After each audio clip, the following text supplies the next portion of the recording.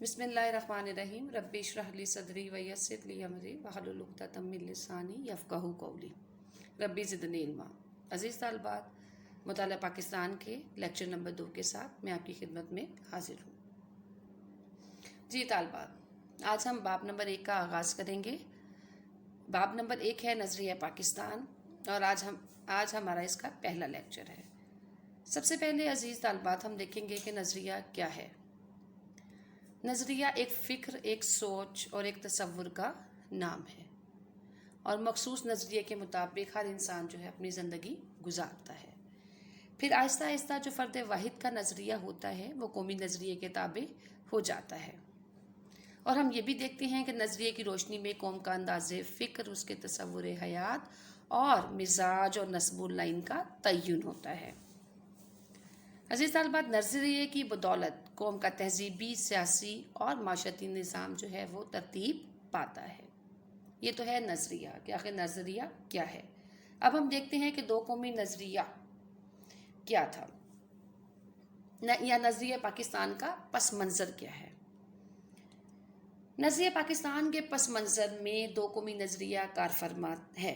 اس سے مراد یہ ہے کہ برصغیر پاک و ہند میں دو بڑی قومیں یعنی مسلمان اور ہندو آباد ہیں، جن کا انداز فکر، تصور حیات اور مزاج ایک دوسرے سے بے حد مختلف ہے، کہ صدیوں اکٹھا رہنے کے باوجود بھی یہ دونوں قومیں آپس میں گھل مل نہ سکیں۔ دونوں قوموں کے نظریے میں زمین اور آسمان کا فرق آ جاتا ہے۔ اسلام جو ہے وہ ایک خاص نظریہ رکھتا ہے۔ یہ نظریہ ہندو مت سے بالکل مختلف ہے اور جداگانہ ہے۔ اسی خاص نظریے کی وجہ سے مسلمانان برصغیر اپنے آپ کو ایک قوم سمجھتے تھے۔ مسلمانوں کے اس قومی تشخص کا نتیجہ تھا کہ ہندو مسلم صدیوں اکٹھے رہنے کے باوجود بھی دو قومیں معاشرتی طور پہ یکجا ان کی نہ ہو سکیں۔ تیسری ہیڈنگ میں ہم دیکھیں گے مسلمانوں کی آمد سے قبل جو حملہ آور برصغیر پاک و ہند میں داخل ہوئے، آخر ان کا بھی تو ایک نظریہ اور ایک سوچ ہوگی نا، تو ہم یہ دیکھیں گے کہ ان کا نظریہ اور سوچ کیا برقرار رہ سکی یا نہیں۔ ہم اس میں یہ دیکھتے ہیں کہ جو قومیں بھی برصغیر پاک و ہند میں داخل ہوئیں وہ اپنی شناخت اور اپنا تشخص کھو بیٹھیں۔ اس کی سب سے بڑی وجہ یہ ہے چونکہ برصغیر پاک و ہند میں ہندو جو ہے وہ اکثریت میں تھے، اور ہندوؤں کا اپنا تشخص اور نصب العین بہت زیادہ اسٹرکٹ تھا، یعنی کہ وہ بہت زیادہ ریجڈ ہو جاتے اپنے عقائد پر۔ پھر انہوں نے اس وقت کیا کیا کہ مسلمانوں سے پہلے جو بھی حملہ آور داخل ہوئے ان کے نظریات کو نیست و نابود ہندوؤں نے کر دیا۔ ہندوؤں کا نظریہ، آخر ہندو کیا سوچ رکھتے تھے؟ یہ تو ہمیں پتہ چل گیا کہ ہندو اور مسلمانوں کی سوچ میں، ان کے افکار میں بہت فرق تھا، لیکن یہاں پہ عزیز طالبات ہم یہ دیکھیں گے کہ آخر ان کی ہندوؤں کی سوچ کیا تھی۔ ہندوؤں کا نظریہ یہ تھا کہ برصغیر میں صرف ایک قوم اور ایک بستی ہے، اور وہ قوم جو ہے وہ ہندو ہے، یعنی کہ برصغیر پاک و ہند ایک ملک تو ہے لیکن اس میں وہ یہ سوچتے تھے کہ یہاں پہ صرف ایک ہی قوم رہتی ہے اور وہ قوم ہے ہندو۔ ہندو نظریہ وطن کی بنیاد پر پیش کرتے تھے۔ ہندوؤں کا نعرہ یہ تھا کہ ہندوستان صرف ہندوؤں کا ملک ہے۔ ہندوؤں نے اس نعرے کے ذریعے مسلمانوں سے قبل آنے والے قوموں کو اپنے اندر ضم کر کے ان کے الگ تشخص کو مٹا کر رکھ دیا۔ اب ہم دیکھیں گے نظریہ اسلام، آخر ہمارا نظریہ اسلام کیا ہے۔ عزیز طالبات، اگر ہم کہیں نظریہ پاکستان دراصل نظریہ اسلام ہی ہے تو یہ بات غلط نہیں ہوگی۔ ہمارا اسلام، ہمارا مذہب جو ہے قومیں اوطان سے بنتی ہیں، اس نظریے کو غلط قرار دیتا ہے۔ اسلام قوم کی بنیاد وطن کی بجائے نظریہ اسلام پر رکھتا ہے۔ نظریہ وطنیت کی عمر بہت تھوڑی ہوتی ہے اور کم ہے۔ یہ رشتہ اتنا کمزور ہے کہ اسلام نے اسے ہمیشہ کے لیے رد کر دیا۔ اسلام ملت کی بنیاد نظریہ اسلام پر رکھتا ہے۔ اسلام میں عربی کو عجمی پر، گورے کو کالے پر کوئی فوقیت یا برتری حاصل نہیں۔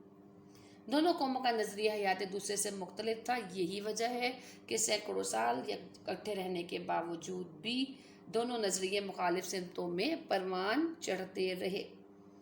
یہ تو تھا نظریہ پاکستان اور دو قومی نظریہ۔ کہ اسلامی نظریہ حیات کیا ہے اور یہ کس طرح انسانوں کی زندگی پر اثر انداز ہوتا ہے۔ اسلام نے انسان کو اشرف مخلوقات کا درجہ دیا اور اس کی تخلیق احسن انداز میں کی۔ اس کی رہنمائی کے لیے ہر دور میں اللہ کے برگزیدہ اور نیک بندے جو ہیں لوگوں کی رہنمائی کے لیے اللہ تعالیٰ نے مبعوث فرمائے۔ عزیز طالبات، اسلام کے چند بنیادی اصول ہیں جن میں نمبر 1 توحید، نمبر 2 قرآن مجید اور نمبر 3 رسالت ہے۔ توحید اسلام کا سب سے اہم اور بنیادی عقیدہ ہے۔ اس کا مطلب یہ ہے کہ تمام کائنات کا خالق و مالک جو ہے وہ اللہ تعالیٰ ہے۔ اللہ تعالیٰ وحدہ لا شریک ہے۔ آسمانوں اور زمینوں کی بادشاہت صرف اللہ تعالیٰ کے ہاتھ میں ہے اور وہ یوم حساب کا مالک ہے۔ اسی کے سامنے ہم سب جواب دہ ہیں، اس لیے وہی عبادت کے لائق ہے، جیسے کہ سورہ اخلاص میں ہے: اے نبی صلی اللہ علیہ وآلہ وسلم، کہہ دیجیے اللہ ایک ہے، اللہ بے نیاز ہے، نہ اس نے کسی کو جنا اور نہ جنا گیا، اور کوئی بھی اس کا ہمسر نہیں ہے۔ عزیز طالبات، اللہ تعالیٰ اپنی مخلوق سے ہر وقت اور ہر جگہ باخبر ہے۔ وہ سب کا رازق ہے۔ وہ چونٹی کو بل میں، پرندے کو گھونسلے میں اور شیر کو کچار میں اور انسان کو زمین پر اس کی عطا ہے کہ وہ اس کو روزی فراہم کرتا ہے۔ دوسرا اہم اور بنیادی عقیدہ ہے قرآن مجید۔ جیسا کہ ہم سب جانتے ہیں، اللہ تعالیٰ نے انسانوں کی رشد و ہدایت کے لیے مختلف ادوار میں پیغمبر بھیجے، اور قرآن پاک ہماری آخری کتاب آپ صلی اللہ علیہ وآلہ وسلم پر بذریعہ وحی نازل ہوئی، اور اس میں اللہ تعالیٰ نے اپنے لازوال قوانین اور ابدی اصولوں کو تا قیامت محفوظ فرما دیا۔ تیسرا اہم نقطہ ہے رسالت۔ آپ صلی اللہ علیہ وآلہ وسلم اللہ کے آخری رسول ہیں، اور آپ نے انسانیت، اخوت، مساوات اور عدل و انصاف کا درس دیا، اور اللہ تعالیٰ نے آپ صلی اللہ علیہ وسلم کی امت کو بہترین امت کے لقب سے نوازا اور نماز، روزہ، حج و زکوٰۃ کو فرض قرار دے دیا۔ آئیے اب دیکھتے ہیں کہ نظریہ ہندو مت کیا ہے۔ عزیز طالبات، ہندو مت چند رسومات کا مجموعہ ہے۔ ان رسومات نے معاشرے کو طبقات میں تقسیم کر دیا۔ یہی وجہ ہے کہ ہر طبقے کا اپنا ایک راگ اور اپنی ڈفلی ہوا کرتی تھی۔ اس کا مطلب یہ ہے کہ ہر کوئی اپنی ہی طرز طور پر اور اپنے ہی طریقہ کار کے مطابق زندگی گزارا کرتا تھا۔ برصغیر میں اسلام کی برکات سے رسومات کے ان بندھنوں میں کچھ ڈھیل پیدا ہوئی، اور اس سے جو ہے ان کو معاشرے میں لوگوں کو ان کا مقام ملنا شروع ہو گیا۔ ہندو مت کے چند بنیادی اصول: نمبر 1 ہے شرک، نمبر 2 وید، اور نمبر 3 ذات پات کا نظام۔ ہندوؤں میں شرک جو ہے وہ عام تھا، اور وہ کروڑوں دیوی دیوتاؤں کی پوجا کیا کرتے تھے۔ ہندو جس چیز میں کوئی طاقت کا کرشمہ دیکھتے تو اس کے آگے سجدہ ریز ہو جایا کرتے۔ اس طرح وہ آگ، پانی، درخت، پتھر، سانپ، چاند اور سورج وغیرہ کی پوجا کیا کرتے۔ ہندو اپنے سے کم درجہ مخلوق کے سامنے سجدہ کرنے پر بھی آمادہ ہو جایا کرتے تھے۔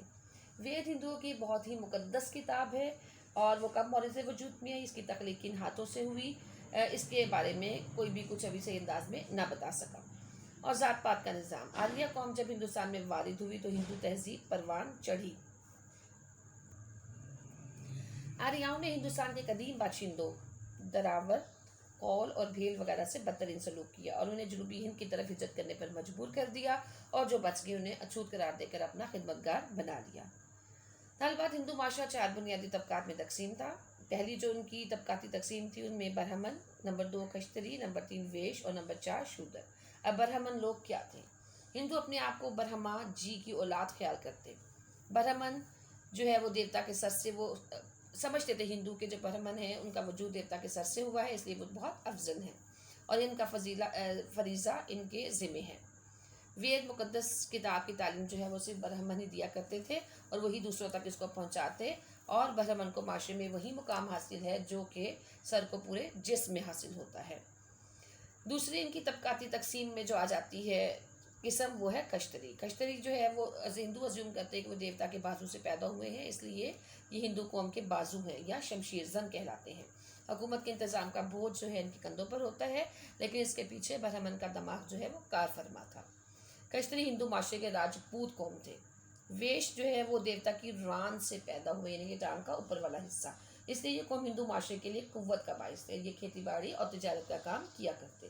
شودر جو ہے وہ دیوتاؤں کے پاؤں سے پیدا ہوئے، کیونکہ یہ ہندوؤں کا نظریہ تھا، اس لیے ہندو معاشرے میں ان کو خدمتگار کے طور پر لیا جاتا، اور ان کے ساتھ انسانیت سوچ سلوک کیا جاتا، اور ان کو انتہائی نچلے درجے کا جو ہے انسان تصور کرتے، اور انہیں جو ہے اچھوت قرار دے کر بستی سے باہر نکال دیا جاتا۔ اور جب کبھی انہوں نے بستی میں داخل ہونا ہوتا تھا تو انہیں یہ کہا جاتا کہ وہ اعلانیہ طور پر داخل ہوں، تاکہ یہ جو اونچی اور بڑی ذاتیں ہیں یہ اپنے آپ کو اچھوت کے سائے سے بچا سکیں۔ عزیز طالبات، وید کی تعلیم ان کے لیے ممنوع تھی۔ اگر کوئی اچھوت ویدوں کی تعلیم سن لے تو سیسا پگھلا کر کے کانوں کو بند کر دیا جاتا تھا۔ مسلم تہذیب و تمدن، ہندو تہذیب و ثقافت کے مطالعے سے ہم اس نتیجے پر پہنچتے ہیں کہ مسلمانوں کا سب سے بڑا معیار عمل ہے، اور ہندوؤں کا سب سے بڑا معیار توہمات ہیں۔ مسلمان نیکی کو ساری دنیا میں پھیلانا چاہتے ہیں، اس لیے کائنات کی تصویر جو ہے اس کی غایت ہے۔ ہندوؤں کی غایت اپنے اندر سمٹنا ہے۔ یہی وجہ ہے کہ قدیم ہندو سمندر کے سفر کو حرام سمجھتے تھے۔ مسلمانوں کی نظر میں سب انسان برابر اور اللہ تعالیٰ کی مخلوق ہے، جبکہ ہندوؤں کے نزدیک انسانی معاشرہ ذات پات کا شکار ہے اور ہر دوسری قوم کو اجنبی اور ملیچ خیال کرتے، یعنی کہ ہیچ اپنے سے کم تر۔ ان اختلافات کے ہوتے ہوئے ہندو اور مسلمان کبھی بھی ایک قوم نہیں بن سکتے تھے۔ اس لیے مسلمانوں نے ہر دور میں خواہ وہ حکمران کی حیثیت سے ہوں یا محکوم کی حیثیت سے اپنے الگ تشخص کو ہمیشہ قائم و دائم رکھا۔ عزیز طالبات، آج ہم نے نظریہ پاکستان، دو قومی نظریہ، اسلامی نظریہ حیات اور اسلام کے چند بنیادی اصول، توحید، قرآن مجید اور رسالت کے بارے میں پڑھا۔ اس میں ہم نے ہندو مت کے چند بنیادی اصولوں کو دیکھا، ان کی غلط رسومات یعنی شرک، وید اور ذات پات کا جو نظام ہندوؤں نے قائم کر رکھا تھا اس کے بارے میں ہم نے تفصیلاً بات چیت کی۔ یعنی آج کا جو ہمارا لیکچر تھا وہ چیپٹر کے آغاز سے لے کر صفحہ نمبر 18 تک کا تھا۔ انشاءاللہ اگلے لیکچر میں پھر ملیں گے۔ السلام علیکم ورحمۃ اللہ وبرکاتہ۔